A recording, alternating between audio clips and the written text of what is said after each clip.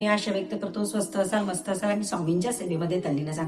बघा 25 तारखेला परत रथसप्तमी आहे आणि रथसप्तमीचा उपाय परत मी घेऊन आलेली आहे तुमच्याकरिता.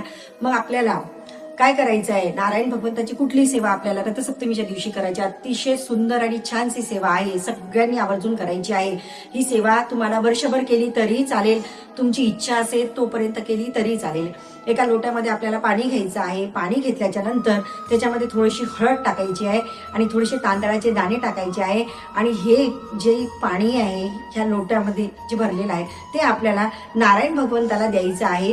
अर्धे द्यायचं आहे. अर्धे देताना तुम्ही ओम सूर्या म्हणजे ओम नारायणाय नमः किंवा सूर्याय नमः असं म्हटलं तरी चालेल. नाही मंत्र आठवला नुसतं अर्ध दिलं तरी चालेल. पण एक दक्षता घ्यायची की जेही पाणी आपण सूर्याला अर्ध देतो ते पाण्याचे शिंतोडे आपल्या पायावरती किंवा आलेले पाहिजे. एखादी कुंडी ठेवायची, मातीची कुंडी किंवा एखाद्या झाडाचं रोपटं असेल त्याच्यामध्ये ते पाणी टाकलं तरी चालेल. आणि जर व्हिडिओ आवडत असेल लाईक करा, शेअर करा आणि श्री स्वामी समर्थ लिहायला विसरू नका कमेंट बॉक्समध्ये. श्री स्वामी समर्थ.